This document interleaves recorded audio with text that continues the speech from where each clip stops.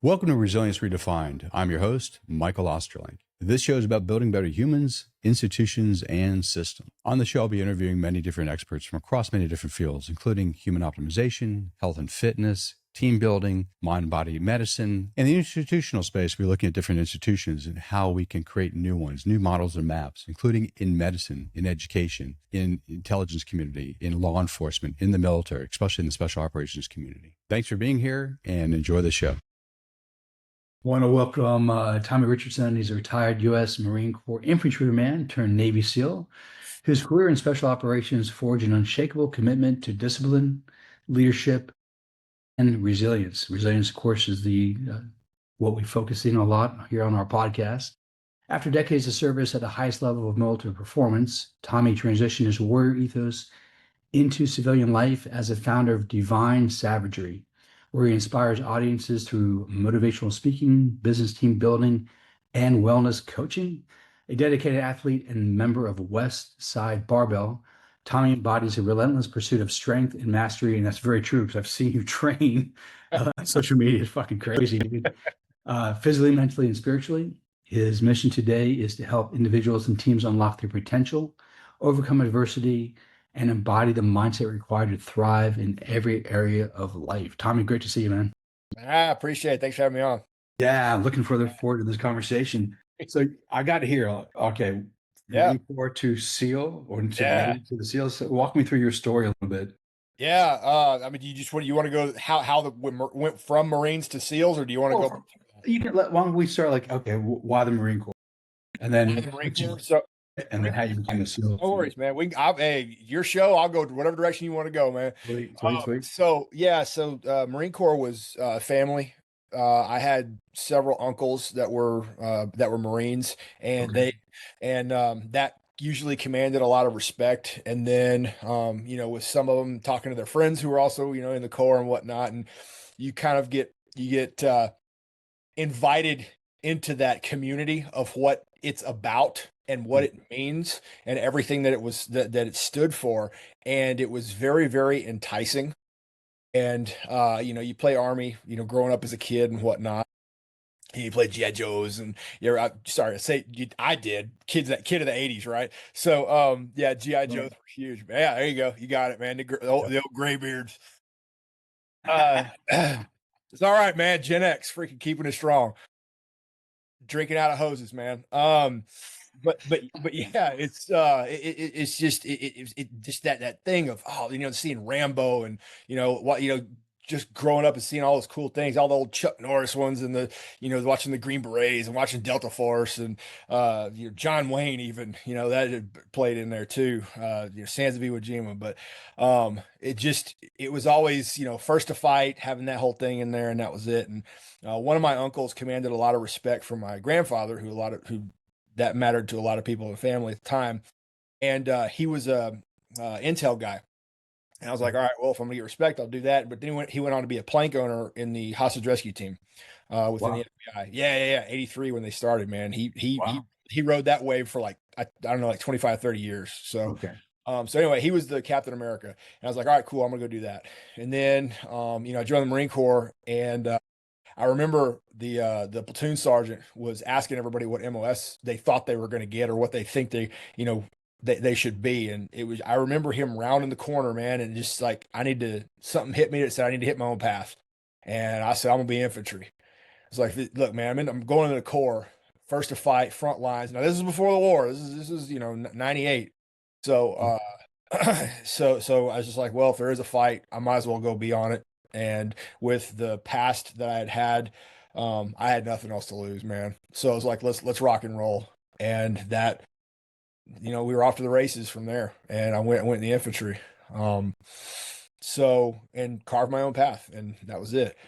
As far as like the transition, well, we're fast forwarding 9.5 years, and I don't recommend turning 30 at buds. Horrible idea.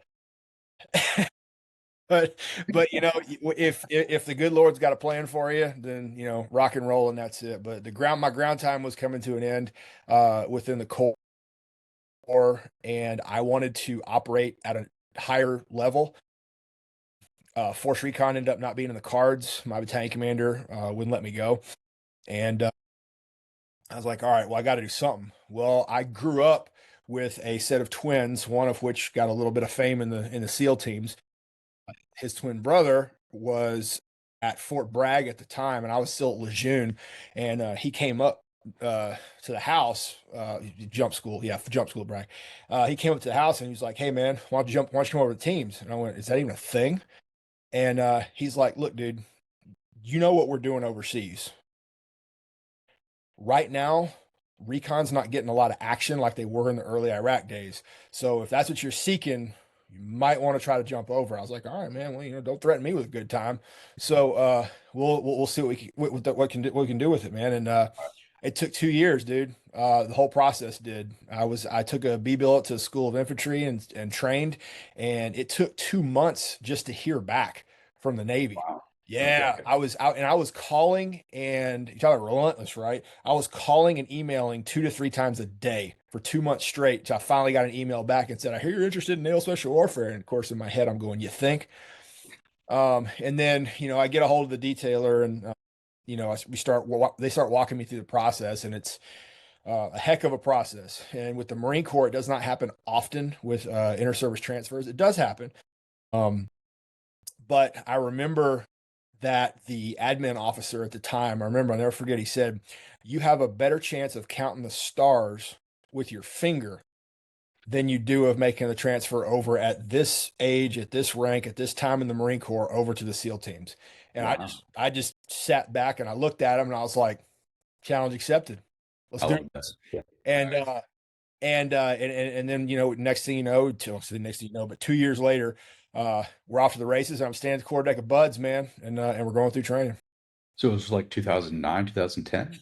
What? 2007. Yeah, I transferred over. So October Okay. 24th of 2007, I was in a Marine Corps uniform. October 25th, I had a box of Navy uniforms shipped to my Okay. front doorstep, and that was weird. Nice. So Yeah. what SEAL team were you part of? So I started off SEAL Team 10. Okay. Yep. Yep. Nice. And how long are you in the teams for? 17 plus years. Wow. Okay. So you just retired not too long ago. I retired in December. I'm not even a year out. Yeah. Okay. Really not too long ago. No, no, no. Wow. Almost 27 years total in service. Yeah. So what would you say, like, the lessons learned in the Marine Corps different than the lessons learned in the Navy and the SEAL teams for you that you take into your work presently and into your life? Um, yeah. So I like to look at it as two different mentalities. And because I'm still a crayon eater at heart, I simplify it. So Marine Corps being a rock and the Navy SEALs being water. Taking those two things, Mhm. combining them, and sure, I'll get concrete or jello, whatever. And and taking that over. But the leadership traits and principles from the Marine Corps, 100%. The fluidity and adaptability of the SEAL teams, that's Yeah. what I bring in, and I just kind of merge both of those two different mindsets into one thing, and then go from the battlefield to the boardroom or to whomever it is that I'm talking to. Whether it be a police department, an athletic sports team, professional athletics, college D1, whatever, church groups, whoever I'm talking to.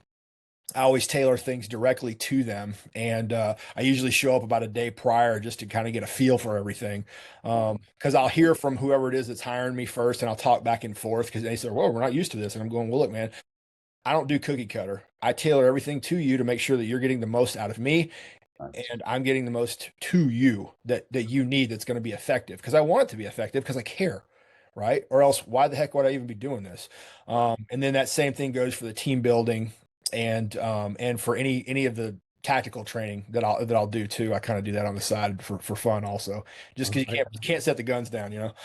I do want to ask about the tactical training, but I want to go back to Sure. Yeah. the guy who's pointing to, like, saying you need to count the star. Yeah. The admin officer. See him again? No, absolutely. Okay. He's a random admin. So it was a guy at the School of Infantry. No, he's a warrant officer, admin dude. No, it was I no. The only guys that I've seen were the guys that I was in Fallujah with, and the guys that I was at my infantry officers course with. So some of the lessons you learned in both branches, but how about like the training? Talk to us a little about, like, What are some of the lessons you learned from training in the infantry in the Marine Corps versus the training you learned to become a SEAL? What are Sure. the points getting up to the training? Yeah, it was I'd like to say it's a different mindset, but I'd say it's just about dialing the intensity meter. Okay. Uh, Marine Corps, I didn't really know what was coming. I knew that there was going to be a lot of, based off of the physical fitness test, right? I knew there was going to be running. I knew there's push-ups, pull-ups, sit-ups, all that stuff. I knew there was going to be some sort of obstacle courses, but I knew it was going to be mostly running. The guy that trained us was a Vietnam vet, and he put myself and the twins through some pretty rigorous training. So mentality wise, I think I was there. Physically wise, I think I was there also, and ready to go for the Marine Corps.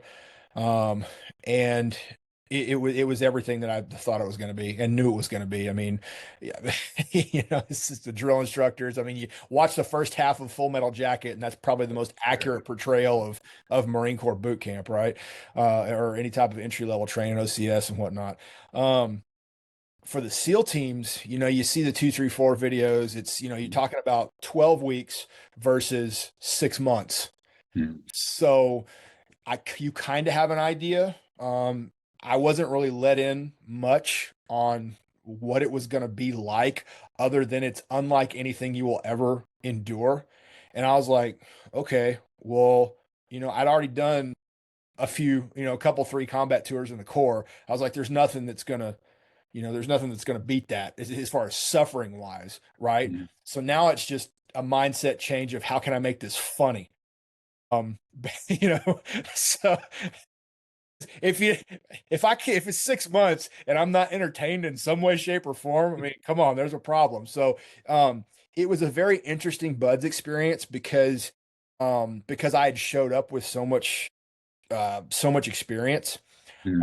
Um, you've got all these guys were lined up in our dress blues, and look, I mean, the ribbon racks, and then of course everybody goes, "What have you done?" you know, and then I tell them, and then of course they pull me off to the side and away from the rest of the students, and then we start going on. It turns out myself and a lot of the instructors shared a lot of the same ground overseas. It it kind of gave me a little bit of respect on their end, but at the same time, I think like the twins had told me that you're going to get a little bit of extra attention. I was going to ask you, does that also increase the attention and the Oh, expectations that they might have of sweet you? Lord, yeah. Dude, there'd be random times in training where they'd be like, Richardson, and then I'd run over, and they say, go get wet and sandy. It's like just me, and the whole class is waiting on me to go hit the surf and then come back wet and sandy. Everybody else is fine, right? And then they'll say, hey, this guy said, what's up? And I'm like, God. And then, of course, after I get done training for the day, call them up, and it's like, you son of a, and they're like, you boot. And I'm just like, I'm gonna kill you. But Yeah. that was constantly throughout training, because they had known everybody. Because it seemed like, well, first of all, I mean, first phase, pretty much the entire first phase staff were all the guys that were in the movie Act of Valor. So those Oh, were all my okay. first phase instructors. And Oh, and wow. and Rourke Denver, the officer in the movie, he was Yeah. the first phase officer. He was the officer in charge. But yeah, Dave Hansen, Sonny Manson, all those guys, Wymie, they were all my buds instructors. And yeah, that was kind of wild too. But they were all a lot of those guys were on SEAL Team 5 with the twins. Um, so they had known them or on SDVs with them as well. So that was interesting, and I got a little bit of extra love and a little bit of extra spotlight attention. So Did it make you smile and laugh a little bit, or of like, course. Oh yeah, I mean, it made me mad too. I yeah, knew from the time that I showed up that I had a target on my back. yeah. It didn't help either that I was in the first picture page of Lone Survivor. So that Oh, that didn't help. The twins, it's the Luttrell twins. So yeah, yeah, um, yeah, so that didn't help either because they're like, well, what are you about? And one of the first phase instructors, he was one of the guys that Morgan Luttrell actually uh, picked up and rescued after he got his leg blown off. And wow, and this guy, he had it out for me, boy. But it was in the best of ways. He had yeah. it because he tested me. He wanted to make sure that I lived up to what those two freaking clowns, were about. It didn't take long, but he was a cyborg, man. We always said he could run faster because he weighed less, but because of the leg, but but I've never seen anybody run so fast on freaking sand. Every time he rolled out, the whole class just goes, oh, this is going to be bad. And it was every single time. But I mean, it was all worth it in the end, man. But the Buds experience was tough. Being older, like I said, I turned 30 at Buds. That was something. Had a lot to push through. Broke my pelvis just prior to Hell Week and went through Hell Week with a broken pelvis. That kind of sucked. Holy shit. Yeah, I won't recommend that either. First of all, how did you break your pelvis, and how did you make it through hell with broken? First one was first answer log PT. Second answer, God loves an idiot. It's yeah. We were doing this thing called Forever Lunges. It was Thursday before Hell Week, I believe. And there's this soft sand trail called Demo Pit Road that runs along the O course, and it goes from the O course down to the demolition pits, which is used in the final evolution exercise during Hell Week. And it's about a mile and a half down, mile and a half back. And we had our boat crew, it's anywhere between, 6, 7 guys on a telephone pole, right? And 7 guys across the log. And we have to lunge the entire way down and the entire way back, called Forever Lunges, right? So pride got me. And the thing is if you drop the log, you had to go to the back of the line and go to the goon squad. And you knew it was going to add so much onto the team, everybody. It was going to be just absolutely awful. So the last thing I wanted was for that log to hit the deck. Well, we were wet and sandy. It was on the way back, right? We were already wet and sandy because you go down there halfway, they give you a water break, they beat you a little bit, and then they have you go hit the surf because, cold water helps. It started to slip, log was slipping, and I tell you, man, it was just like something in my head said, I'm not going to let this thing drop. Well, it slipped to the point, and I was on the end, and it was just like a domino effect. It slipped, and then everybody just dropped it. And I went to go and catch it. And as I leaned forward to catch it, I leaned forward, lunged down, hit the soft sand, and then spun. And the pubic rami bone, where the 2 little holes in the bottom of the pelvis are, that one bone's called pubic rami, snapped in half. And I felt it immediately, but had to finish the evolution. I did. That next Friday was a 4-mile time run in the morning, and it was the first run I'd ever failed. And after I got gooned, the instructors were like, "What happened?" I'm like, "I don't know, man. I got this crazy pain like right up here in between my crotch." And they're like, "All right, go to medical." Go to medical. Doc goes, "Dude, I don't know about this." And took an X-ray. Sure enough, man, bone's broken. And I was given the choice of, what do you want to do? And I'm going, well, it's either go through Hell Week like this, or take a class roll and start over first phase again. And I'm going, I'm not, nope. Mm-mm. So I looked at the guy. He was a devil doc, right? So all of the corpsmen in the Marine Corps are actually in the Navy, or the medics, right? So he was a former Marine doc, and he kind of knew my mindset, knew where I was at. Obviously, I've got the USMC tattoos and whatnot, and he knows. And he saw me, and it was the head guy. It was the 04, right? The lieutenant commander. And he goes, "It's going to be your choice of what you want to do." I go, "All right, well, what's the worst that could happen?" He goes, "Well, if you lunge wrong or fall on it wrong, or something happens in the boat or during rock portage," he goes, "that bone could splinter, go up and puncture, the arteries and whatnot that are in there, sever them, bleed out internally, and die." I said, "Okay." That's the most dangerous course of action. I said, thinking Marine Corps, right? So I was like, "What's the most likely course of action?" He goes, "You be all right. And first med checks, we'll give you Toradol shots. And that'll hold you for 12 hours, which made it, I don't know if that was better or worse, but he goes, "You'll make it, but you're going to go through a lot of pain." So I looked at him and I said, "Well, Doc, what would you do?"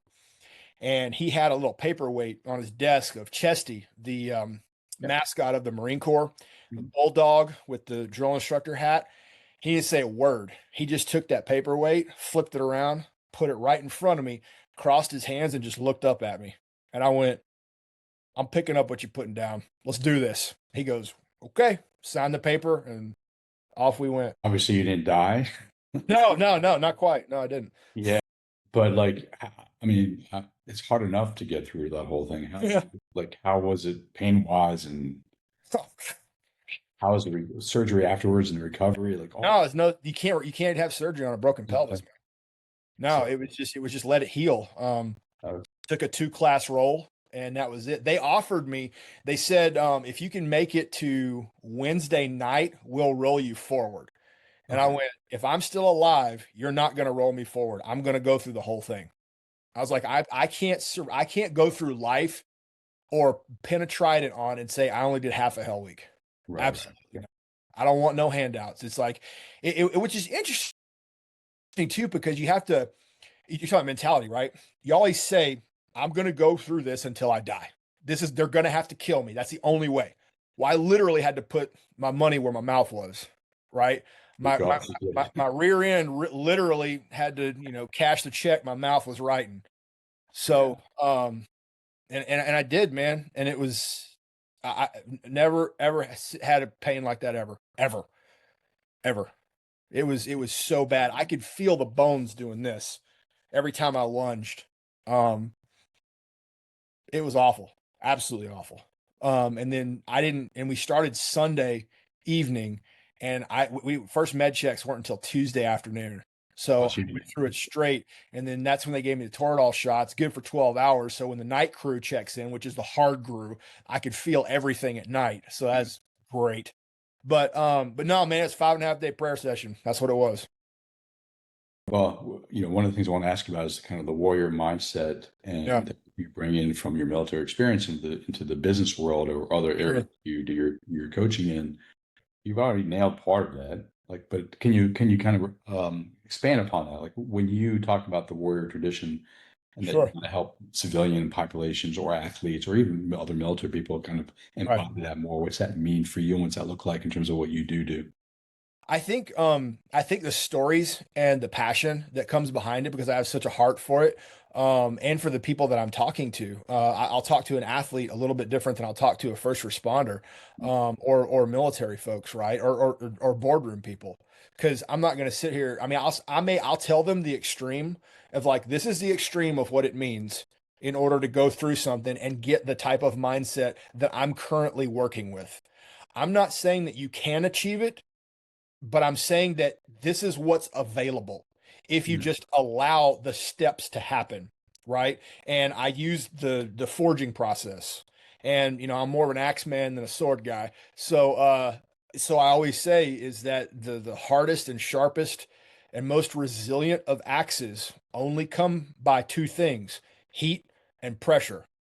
I was like, that's the only way that you're going to get tougher mentally, physically, spiritually. That means you have to go through something. Now, I'm not saying you have to go from zero to full send, because you won't survive and you'll quit. Especially if you have me here, chances are you don't have that mindset anyways.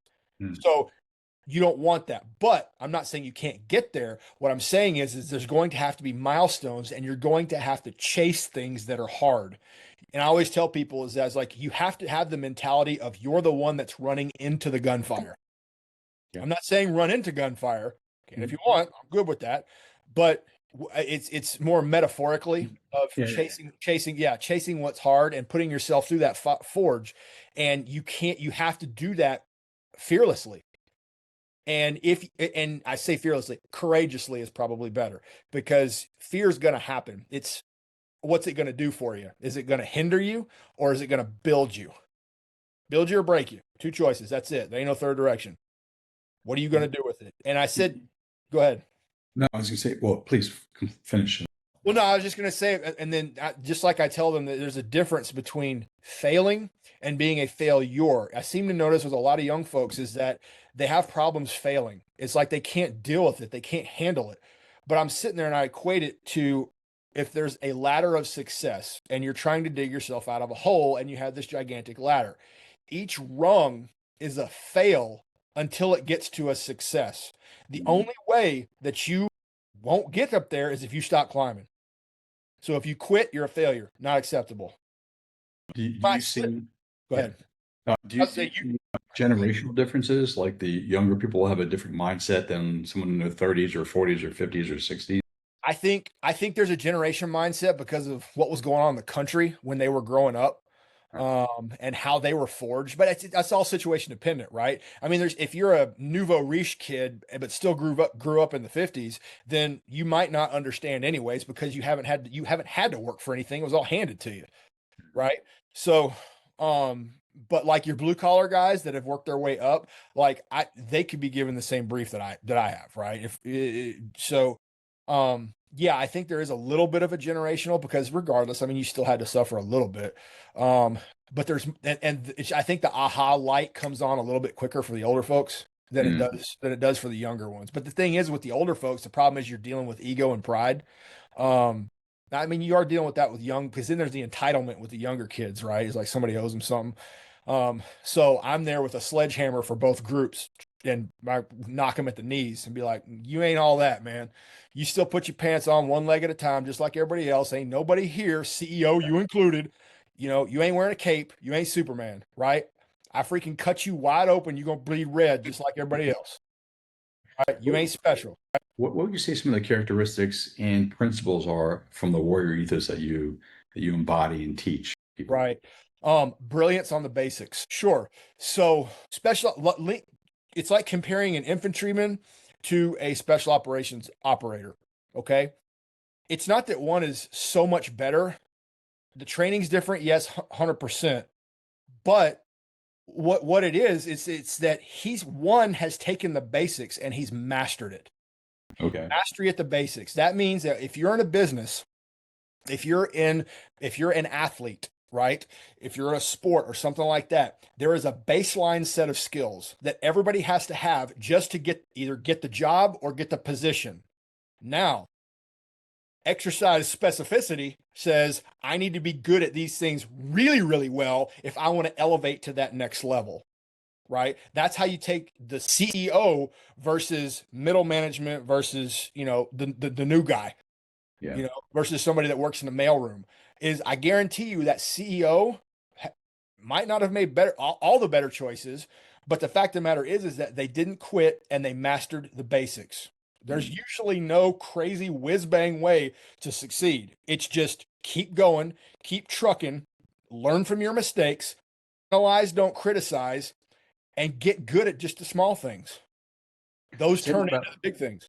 say more about analyze, don't criticize. Okay, and I got that from Louis Simmons at Westside, and what it does is I tell people this also, and it translates beautifully from the military, is analyze what's going on. Don't necessarily criticize. And analysis means that I'm trying to locate my weaknesses. Mm. That's something that a lot of people don't like. They don't like a mirror shoved up in front of their face, right? Because then guess what that is? Reality. People don't want that. Cool story. Do you want to succeed or do you not want to? I've gone to CEOs, man, that where nobody would even talk to them because they surrounded themselves by yes men. And I can see that just walking in. So I shut the door and I asked the CEO, I'm like, hey, man, do you want a mirror shoved up in front of your face? And he goes, what do you mean?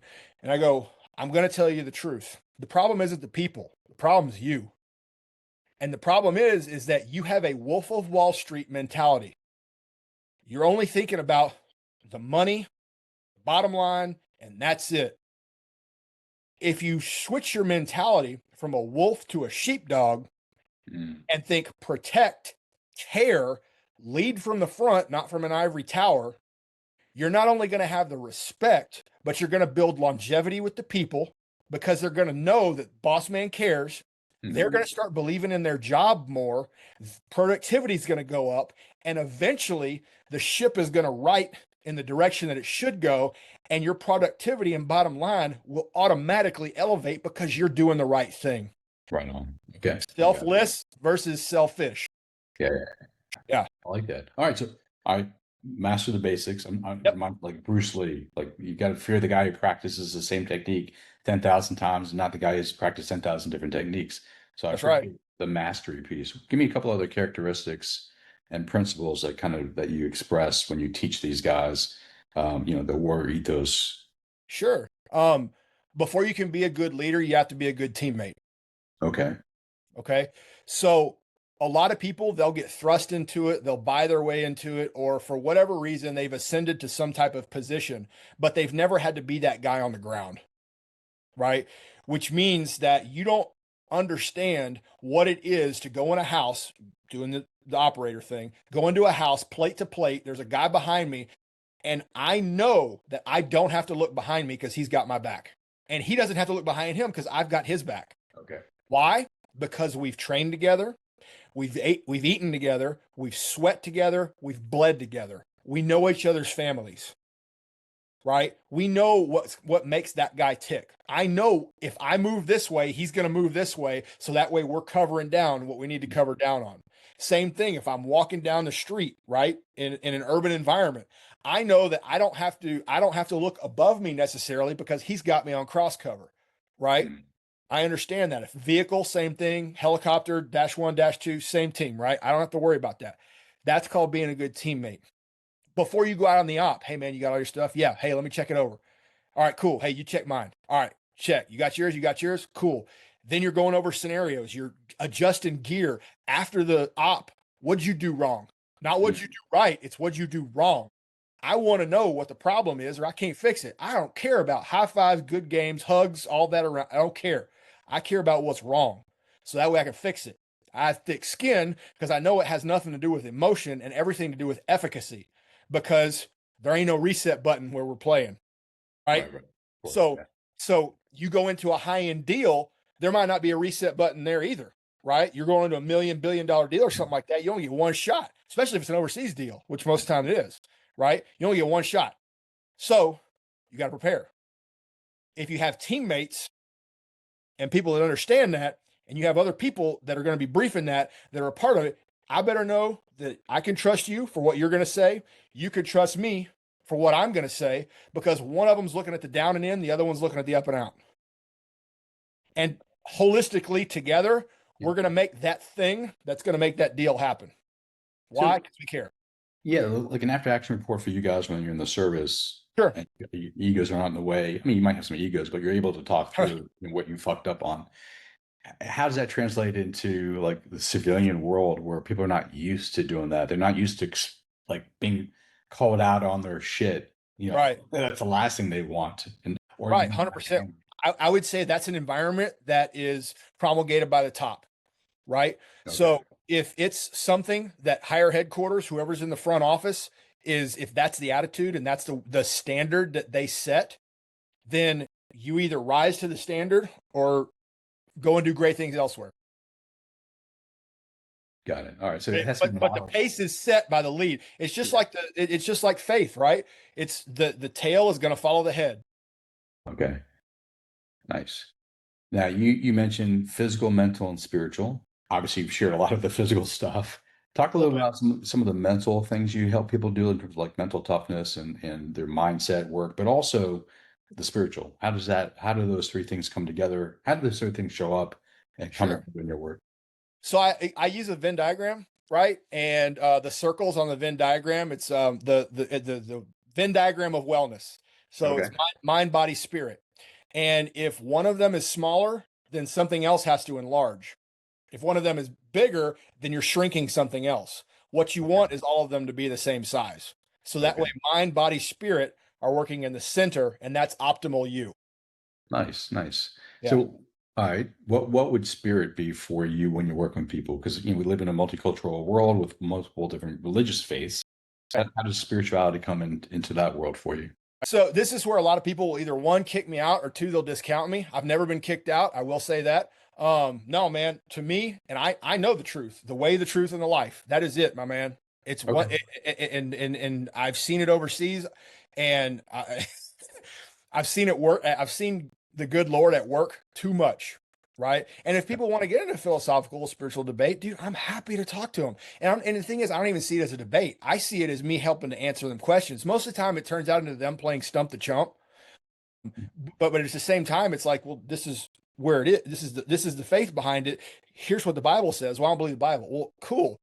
And then I ask them, well, do you believe in name this historical figure? Yes. Okay. Do you know that there are this many people that said that person lived? Do you know that there are this many more people 500 that witnessed Jesus crucified and rise from the dead, right? So then, you walk into the case for Christ, and it's like you literally cannot disprove what happened. And then Right. the corroboration, you get it, right? So regardless, but the thing is that what people can't do is they can't refute that anything taught within the Bible cannot help them, because what I'll do is that I'll say the lessons based off of what that is, and then they're like, "Where'd you get that?" And I'll be like, "Oh, John 3:16 right here," and they're like, "What?" And I'm going, "Now we're thinking." And then if the crowd says, like I said, I don't kick the door open and say, "I'm pushing Jesus on you," because that's not what it's supposed to be about. It's tactical, right? But the thing is that because that's what drives me and got me to where I'm at, Mhm.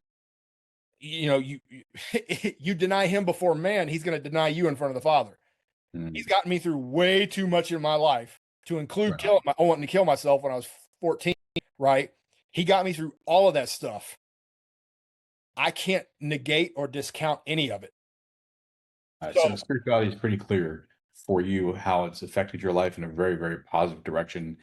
It kept you alive when you're 14, yeah, helped you out through other hard times in your life. So, okay, right. that makes sense how that plays in the work that you do. Physically, cool. Tell me just a little bit about the mental stuff. Like, how does that come in, and how do you work with people to help them shift their mindsets? It's funny how all three of them work so much together. Yeah. Like with buds, right? It's so physical it becomes mental. Mm. Like you're working so hard. That usually relates to the professional athletes that aren't talented, because talent, let's be real, talent's what pays the bills at this point in time, right? Hard work sometimes isn't necessarily there, but some team, I'm not saying it's not. A lot of teams it is there, right? Um, but that mindset, that never say die, that never quit mindset, that attitude, that being the one that's going to be running towards the gunfire, that's the mentality that I want to put into somebody within a business. Because I found out that that whole 5-year window for a business isn't because people run out of money or they go under. It's they quit. They just I like stop. They're like, "Well, I can't do this." that. Instead Okay. of like knowing that, hey man, maybe at 5.5, 6 years or 7, that's when it's going to happen, right? It's just not quitting. And again, it goes back to the failing, right? People don't know how to fail. So you give them the Right. mindset to learn how to fail. Not that it's necessarily the best, you're going to fail, but learn and don't do that again. Yeah. Right. And then now we cruise back into the analyze versus criticize, right? Okay. It's analysis of, this is what I did wrong. What can I do to make it better? Here are the steps. Here's the experience to back up the steps. All right, we're charging forward. Let's go. That doesn't happen again. And now we've just become efficient. That all makes sense. So let's talk about the physical. 'Cause I'm guessing except for some military units and elite athletes, most people aren't going to go through a buds type of training No. program with you in the No. But how does physicality play in the work you do with whomever you're? Oh, massive. I mean, dude, I'll go in and give strength seminars to folks. I'll go in and revamp whatever strength program that you have to kind of help it out, no Okay. matter where you are. I even do individual coaching. Oh, okay. Yeah. So it's one of those things where I relate that as, you've been given this vessel. The better shape that you keep it in, the better it's going to perform for you and the less pain that you're going to be in. And then it's commonalities within all humans, right? Is that most of the time we're an anterior chain dominated society, vice posterior chain, meaning that we're push more than pull. People work the push motions when they sit. Look how they're sitting. They slump forward. They're on computers all day, right? That's forcing your body into a non-optimal position, right? So now this is how I train my back: lower back, upper back, rear delts. This is how I train to sit and be upright and erect like a human is supposed to be. Unlike me, feeling like that. Well, that's the thing, is that you go and you relate to people and say, look, there's 6 functions that a human body can do. And then where do you fall out within that functionality? And then what is your physical goal? If it's just to do life, cool, I got you. We can do life. If it's to become an elite athlete, awesome, we can do that. I always go to is because they see me and they're like, why don't you want to get too big and blah, blah, blah, blah. Like, you don't, first of all, no. Second of all, you don't understand what it takes to get there. And you're not me. I'm me. I'm not saying that I'm better than you. I'm saying what I'm doing is based off of my goals. Right. Okay. But the thing is you have to understand that I've done the study, I've done the research, and I've applied it physically to myself and coached people that I've got it down to where I know what I'm doing. And if I don't know the answer, I know the people to go to get the answer. I know the text to go to get the answer. I will find you the right answer if I don't have it. Right. But because of that, I'm going to train you the right way. And I always say, Mark Bell said, strength is never weakness. I absolutely believe that. To me, I always relate to people that especially say I don't want to get too big or whatever. I was like, when in the history of your life did you ever come out of a situation and go, man, I wish I was weaker? Jeez, that's a great question. Yeah. Right? Yeah. Never got an answer. And I went, bingo. So let's go get strong and let's get you to the optimal you. Because it's input versus output, right? If you're eating the same amount and you start working out and you're not doing anything, guess what? You're going to lose weight. It's input versus output. Then it's a matter of, okay, what does optimal start looking like? And most people can't go full send. So then it's just like anything, stair stepped. Everything's stair stepped. Take little things out, and then add little things. Eventually that becomes habit. We've now reprogrammed the mind, and now we're off to the races, and I have no idea how we got the way that we were, but I'm feeling better. I'm moving around. I can do things with the kids or whatever, and I can do my job pain-free, and I can't believe this. It's amazing. Nice.